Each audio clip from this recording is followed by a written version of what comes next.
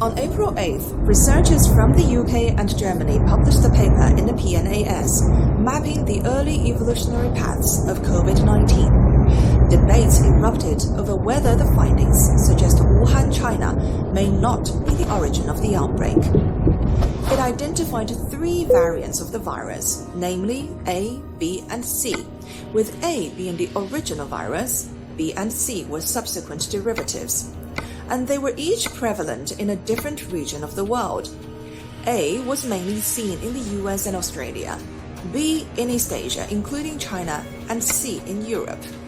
The paper made instant headlines in China, and its methodology and conclusions debated on social media around the world.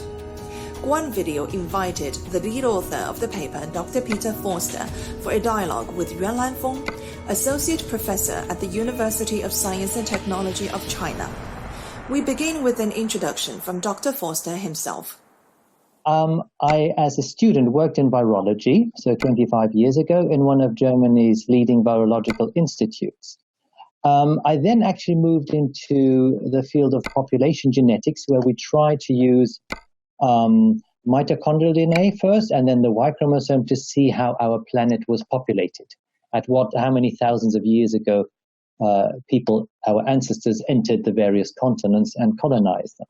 So I teamed up with a mathematics professor in Hamburg University in Germany and with his PhD postdoc, and we developed methods in the 1990s called phylogenetic network methods, which can deal with these kinds of difficult data, where you have a high mutation rate, where there are close relationships between the data points, and we published successfully over the next 10 years how the world was colonized.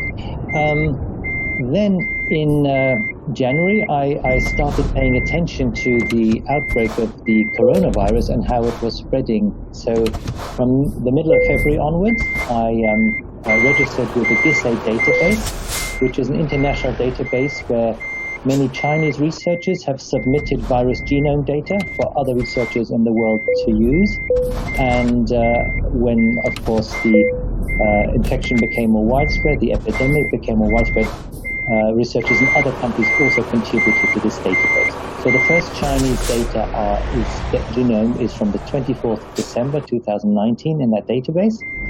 And the database is continually being updated. And this is my initial motivation, where I took the 160 first and complete coronavirus genomes and used our phylogenetic network method to see how these types are related to each other. And then I applied what we call an outgroup to find the earliest genome variant that exists for the coronavirus. And for an outgroup, you need to take something which is not human. So you have the bat coronavirus, which is 96% similar to the human virus. That has been shown by other researchers, Chinese researchers. That then is a suitable outgroup. We have called A. And from that derives another type through 2 mutations, which we call B. And then there's another mutation leading to a C type. And these A, B, C types in turn have created minor descendant daughter types, so to speak. And now the geography is interesting. The A type has representatives in China and Wuhan, but also internationally. And so that was one important point, that we get the root of it. We know how it started. It started with an A genome and not with the predominant type in Wuhan, which is the B genome. Then we have the B type, which is the characteristic type for Wuhan, really, and for much of mainland China. The C type is found not in mainland China so much, but in surrounding territories and countries, and ultimately also arrives in Europe. Okay, perhaps I should stop here, and perhaps you can ask questions. Thank you very much. Thank you. So it's very nice to hear you. So my major is chemical physics, not biology. So, but anyway, I and many people are very interested in your work. As I understand, the virus specimens in this paper can all be traced back to Wuhan. So what this paper investigates is not the origin of the virus, but the evolution of the virus from Wuhan to all around the world. Is this understanding correct? That is correct. correct. But at the same time, there are several points in this paper which are questioned by some colleagues. So could you please respond to them? Yes, please let me know what the questions are. So first, you take the coronavirus RATD13 from bats as the ancestor of the novel coronavirus, right? And analyze the data based on this assumption. I fully understand that we always need a starting point for any deductions. Having said that, how do you think about the reliability of this assumption? You can also take a pangolin as an output and you get the same result.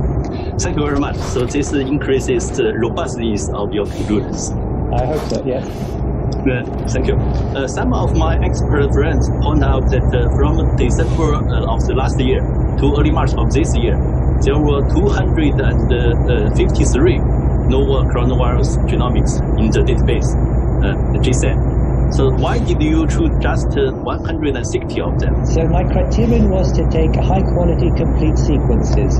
In early March, when I extracted the data for the analysis, there were only about, as you say, 250 sequences available. Yeah. I aligned them all, I looked at them all, and I quickly saw that quite a number of them were extremely short. So these short snippets of a few hundred nucleotides are completely without any information. Then there are a few which where the sequence started very late or finished very early, and so it wasn't complete either, so a few of those had to go out as well. And so by this process of focusing on the complete and high quality sequences, you are left at that point with 160. Well, I have now added an analysis for the 1001 expanded genome. I took 1001 of, again, high quality complete sequences out of the 1300, so for late March. And this time I wanted to look at the mutation rate. How fast does the virus change? Interesting. The mutation rate differs between Asia and outside Asia. So outside, the virus is mutating 1.5 times faster, 50% faster than in Asia. And this, I think, potentially supports a suspicion which I wrote in the PNAS paper, which is published, that the virus seems to feel comfortable and doesn't need to change if it has found a successful genome inside a particular population. But if it moves to a different population with a different disease history and therefore a different immune response history, then other virus variants which are mutated are perhaps more successful. This is now a working hypothesis. I must say one motivation for me was, perhaps you know this, in Italy you have these high death rates. You seem to have these high numbers of deaths, many, many more than in China. Yeah, and so sad. Just north of Italy, you have Germany, where the mortality seems to be 10 times lower. Mm-hmm. Yeah, that's a miracle. Yes, so why is that so? And one idea, of course, that you think of as a scientist is perhaps the virus has evolved a strain in Italy which is more lethal than the one which is in Northern Europe, for example. So the first thing I did was check, is there such a difference in strains between Germany and Italy? And to my surprise, at the end of March,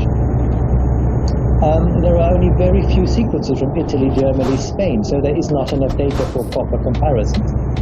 And if I compare, for example, the database of over 1,000, about 1/3 of them are produced by Chinese scientists, another third by American scientists. But for big countries like Italy, Germany, Spain, there's very, very little, and that I hope will change. I must say, because we have been watching here in the West what has been happening in China, and you have, through your lockdown measures, you have given us time. You have given us time to prepare, and I have the impression this time has not always been used everywhere. Yes. If you see what I mean, yes? So thank you very much. So next question is, as I understand, the main evidence of your paper is the coincidence of the viral lineages and the relations between the known cases. Therefore, this method may also help find the unknown relations between cases, namely from the hidden cases. So this is the main value of the paper. Yes, and I think both in China and I hope in the West, we will have a situation where the lockdown can be completely lifted, and then I think we will have sporadic cases, and we need to be prepared with the right tools then to locate where did you get this from, and then you can analyze the contacts and see, is it more like the B5 strain and that probably comes from this part of the world, or is it the A12 strain and then possibly these people here need to be looked at and potentially quarantined. So that is an application I see for the future.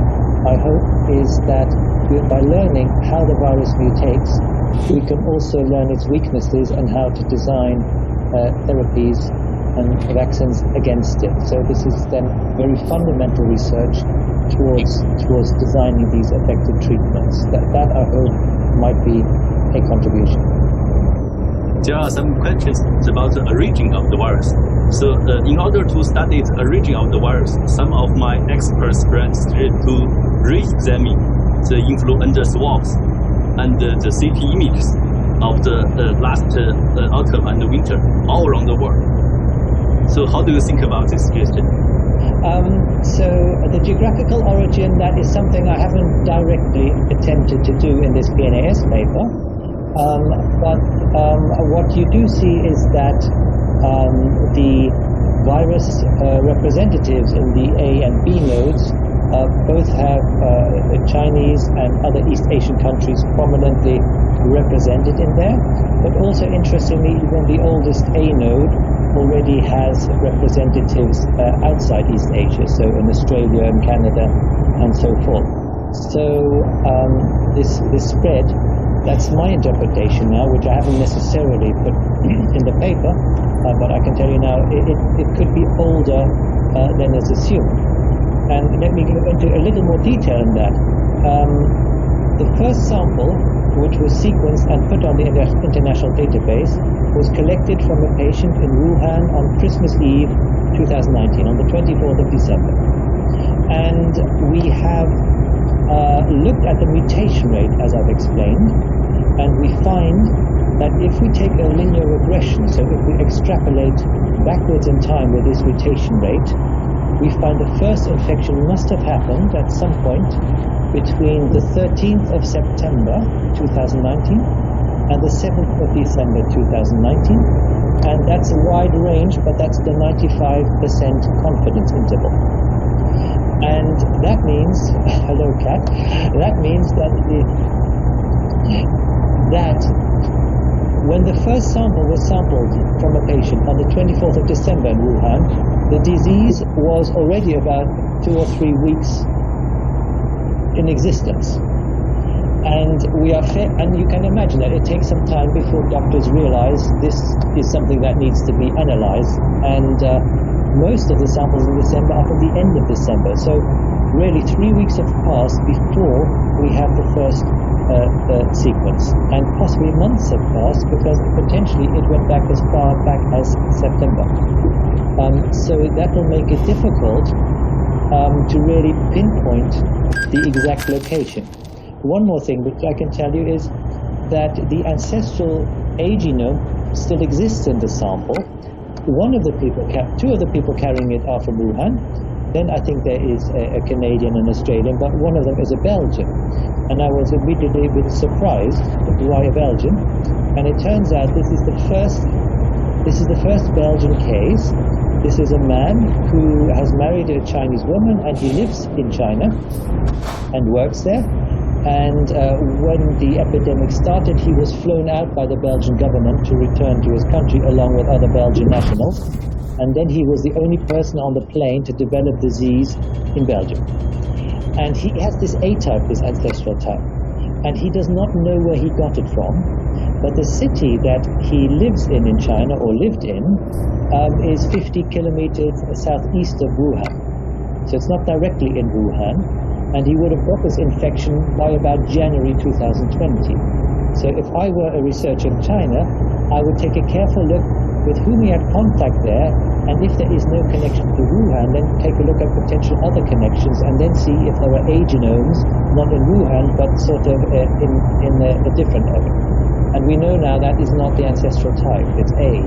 So I would probably recommend taking another look at the question of really whether it came from this fish market in Wuhan or whether there is some other possible source. Your paper has been intensively reported, discussed in China. So how is the response in Europe and America? It's interesting. The first to respond were the Europeans. So very quickly you got long articles, and they reported on these 3 strains. It was very popular. Then I think the second wave of interest was from Chinese media, and I have never had so much interest before from Chinese media, I must say. So I'm very flattered. But I also heard late yesterday that there were social media responses where they perhaps overinterpreted our paper, and that probably is one reason why there has been this interest. Yes, but anyway, that gives us a chance to talk. Yes, at the third level now, the Americans are getting interested. So I've had the first American interviews. As I understand, the origin of the virus is purely a scientific question and has nothing to do with politics. But recently, some politicians call the virus Chinese virus or Wuhan virus and claim that China should pay for that. How do you think about this? I haven't paid much attention to these political discussions. Diseases all start somewhere, so that's not important from a moral point of view. But I think our reaction, how to deal with the problem when it arises, is important. Thank you very much. Yeah. So I think this is the common view of the scientific community.